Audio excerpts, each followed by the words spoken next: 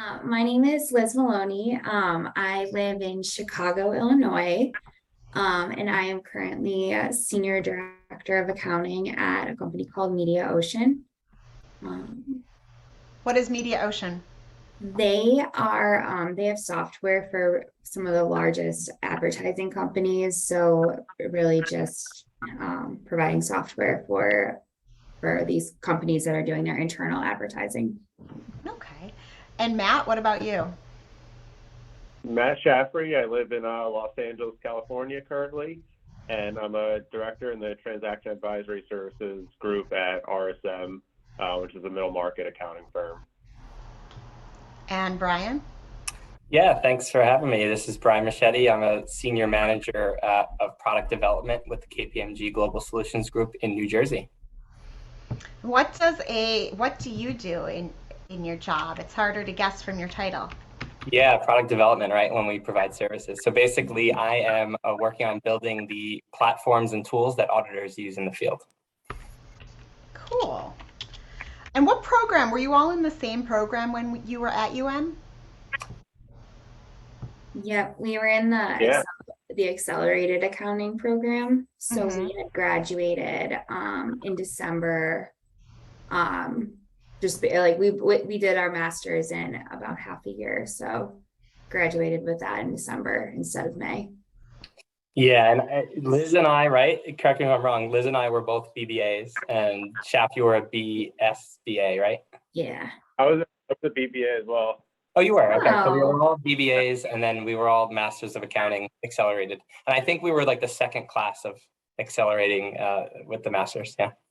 That makes sense. I would think so. And so your graduation years are what? 12 and 12. 12 and 12. Okay. Yeah, double 12.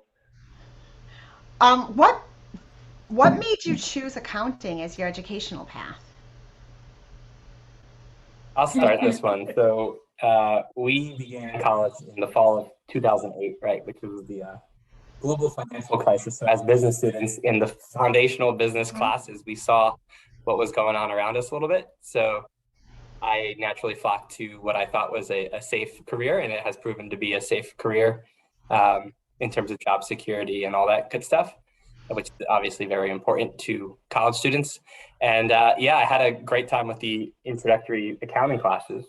Those were some of my two favorite accounting classes, and just went from there. What about the two of you? Yeah, I had a pretty similar experience with Brian. I actually came into Miami in the art and science school, and then prior to the freshman year, first semester, I asked if I could move into the business school, and kind of just found my way to accounting. I knew it was probably going to be something with numbers, and just being a risk averse person, the whole accounting versus finance, the job security was always there. Given that time around 2008, and then everyone needs to take accounting 101 and 102, I believe it is. And I had the pleasure of having professors Levine and Perez, and Yep. they just knocked it out of the park, teaching you the debits and credits. And it just seemed like the way to go. I had the same two professors for 101, 102, Levine and Perez. Yep. Yeah. Unforgettable. for me, both my parents were accountants, so they always kind of pushed me in that direction. And then, I mean, I always liked math in high school, so I kind of knew I was going to do accounting all along. And then, yeah, just the beginning accounting classes, I really liked. I really liked my teachers, so it was never really a question for me. And I would add, I think the master's program, it was new, right? It was exciting, and it was Mm-hmm. it was a good value, I thought, for what we were getting. Right, we're getting a master's degree for only 4 extra months, and obviously a cost savings there too. Um, and that short period also allowed some of us to have a nice gap between our graduation and when we started to take the CPA exam, to travel. Matt and I had some good times in Nevada and California that summer. So yeah, it was a really good opportunity that the school gave to us. I'm gonna guess you were already working by that point, Liz. Yes. So are all three of you CPAs then? Yeah. Yep. Yeah, I'm a triple CPA. I'm collecting them all. I've moved throughout my career, New Jersey to Maryland to California, so I keep paying all the state's money. I'm all active. Yeah. I have a funny story for you, Rochelle, if we're just doing Yeah. when we all did it, right, we had to like apply to sit for the CPA exam. I'm missing some of the details here, but we had to apply to sit for the CPA exam before we graduated college even. So none of us had a bachelor's degree. The only state that would take us, I think, and with the quickest turnaround was the state of Alaska, right? So look at all these kids from Miami applying the furthest place you could possibly go from Miami to Alaska. The lady that was there, I talked to her one time and she was like, what is with you guys? Like, I don't get any applications ever. And here are 30 people from Miami on the same day. And were you in person taking that exam? So No. it's a uniform exam, but it's weird. Like, yeah, I took it in New Jersey, all 4 parts. I think Shaq too. Yeah, so I took it in Florida through the state of Alaska to ultimately get my first CPA in the state of New Jersey. So it was just like all over the map. Wow. So how did all of you meet? How did you become friends, and how did you become like such a great working team? I remember meeting Liz. My floor in McDonald Tower, the 4th floor freshman year in Hecht Residential College, was really good friends for some reason with Liz's floor, which was Pentland 5, Hecht Residential College. And we just had a bunch of mutual friends. So we met organically, like without accounting, I believe. Yes. I think Matt and I met through accounting, like we were familiar from accounting. But then we saw each other out and about and just became good friends. Bonded over the love of baseball in New Jersey. Right. Right. So then how does I think the fact that we all were in the same program led us, to help like foster the close relationship that we had, because we were all in the same classes, not just the 3 of us, but a lot of the other accounting students, especially the people who were going through the same accelerated master's program as us. So it was, familiar faces, you're working on projects, constantly turning over, to different classes together as a unit. So like we really got to, spend a lot of time together and really get to know each other both inside and outside of the classroom. So how did you start working together? I think Brian, like we always just sat next to each other because we were friends. And then whenever we had group projects, we would all just pair together. And we would usually meet at the library on a Sunday afternoon and just crank out the project, and it just was fun, and we did well together.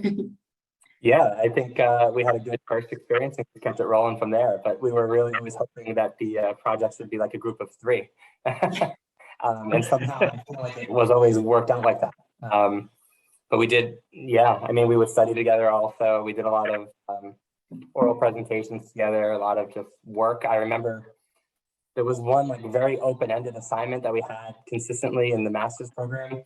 And we really didn't know what exactly the deliverable had to look like, but then we made it our own and we kind of got a little famous. Remember, we had like key takeaways at the bottom. We were just the same way and proved that we were learning a lot through these assignments and stuff. But yeah, I don't recall the first group project we worked on together, but it must have been a very good experience. I would think so. So did everyone have different like strengths?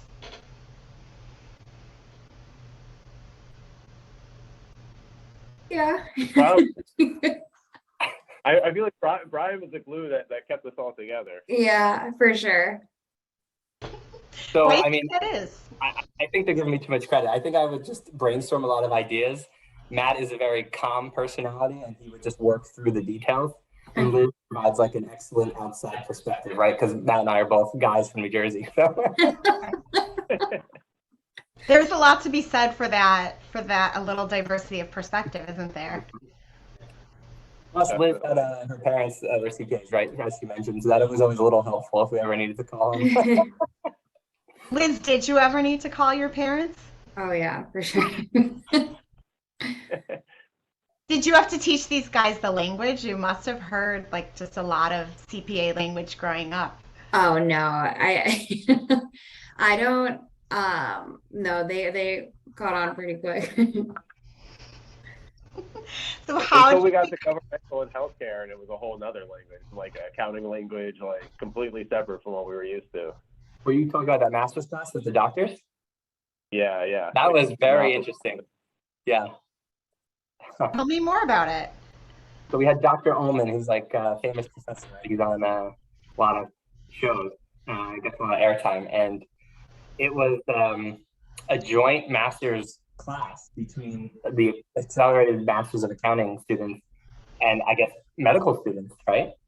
And it was a healthcare accounting class or healthcare business of healthcare class. And it was just very interesting to hear, people that knew a lot about the medical industry, but not too much about accounting and vice versa.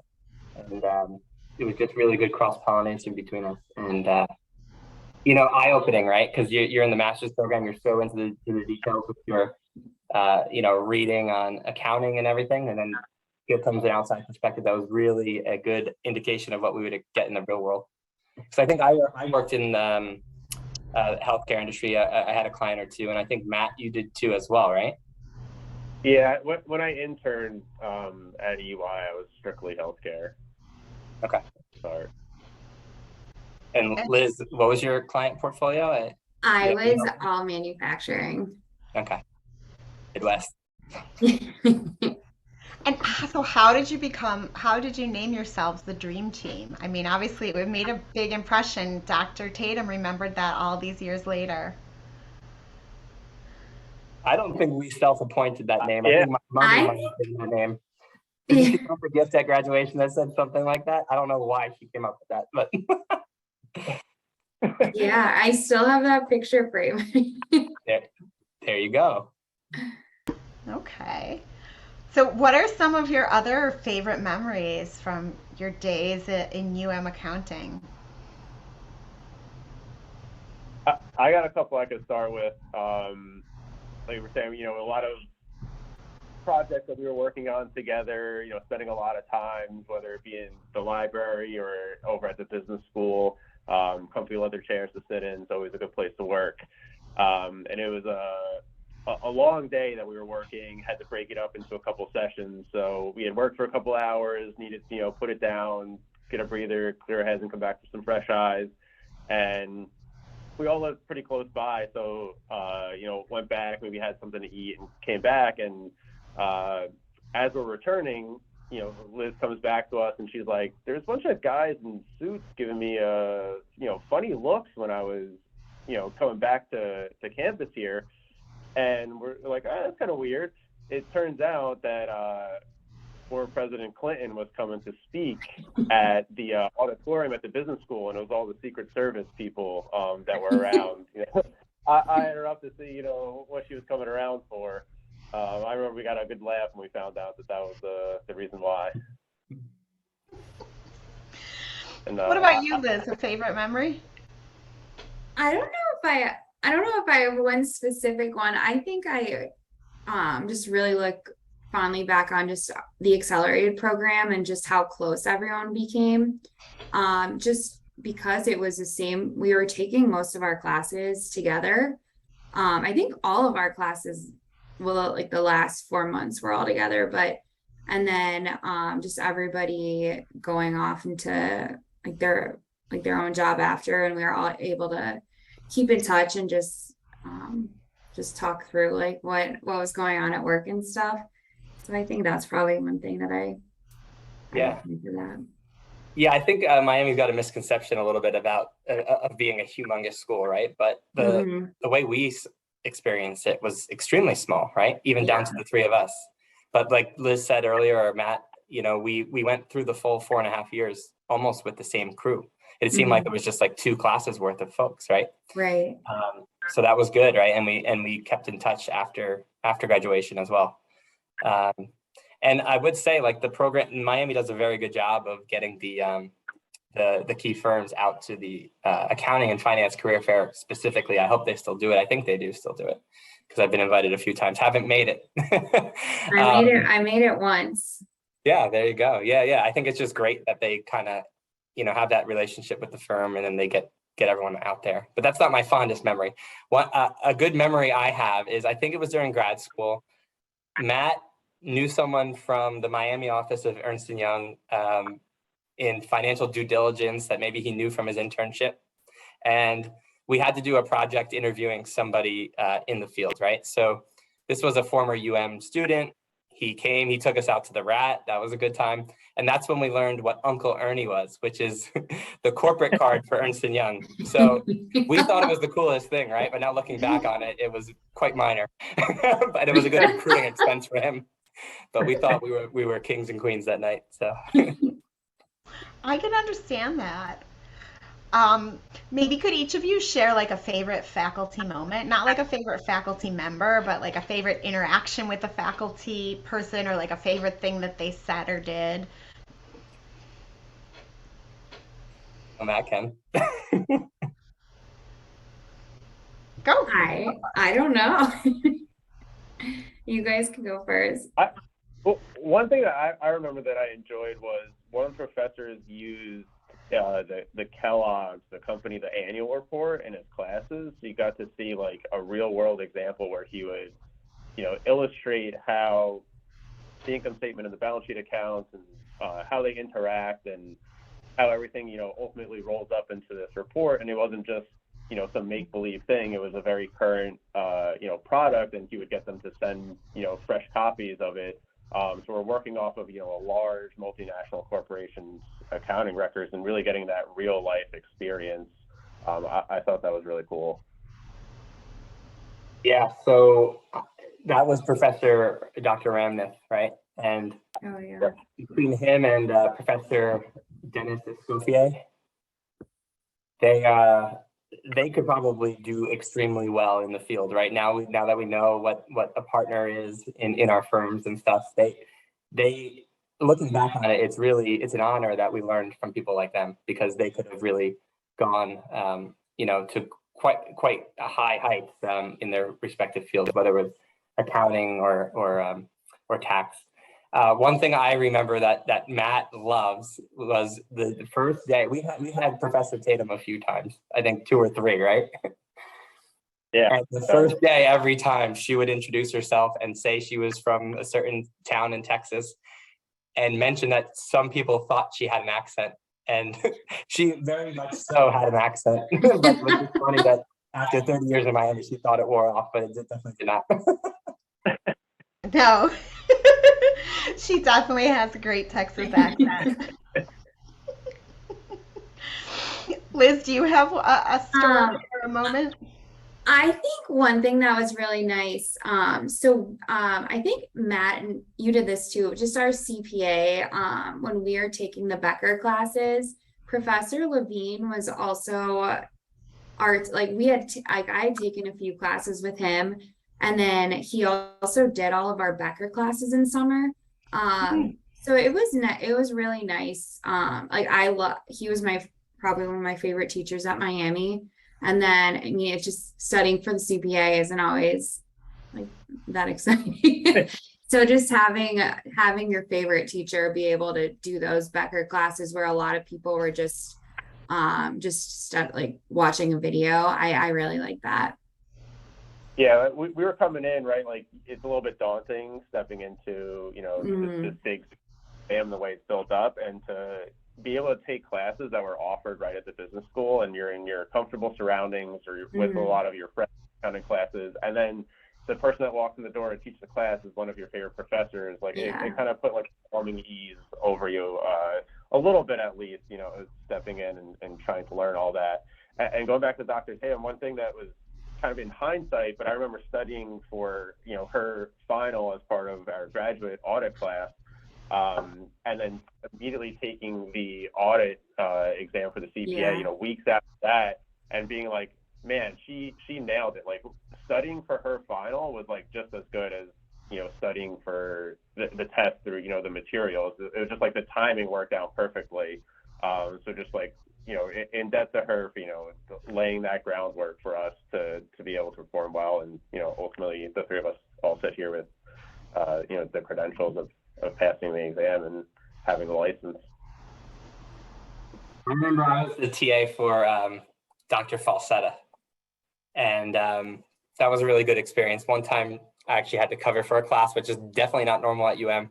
And I was very scared, but it worked out. I didn't do taxes after that, except for my own. Yeah.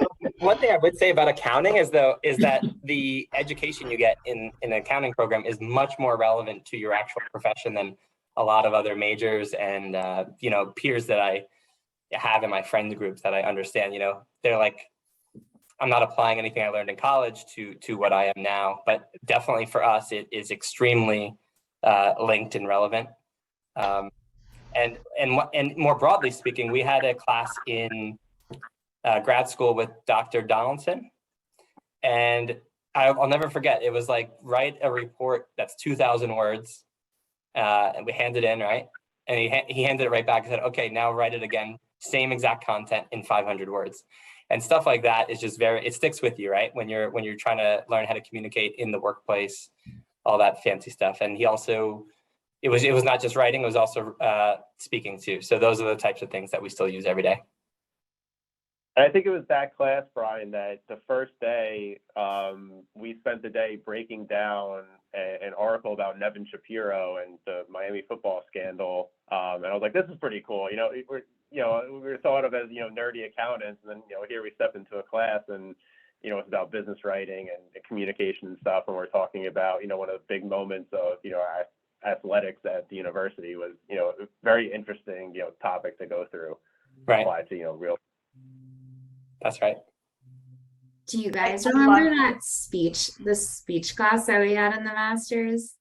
Where it was like, you had to memorize, you had to memorize your speech, and it was pretty long, and I just completely blanked. It wasn't a good memory for me, but it was like, after that first speech, it was so much easier afterwards.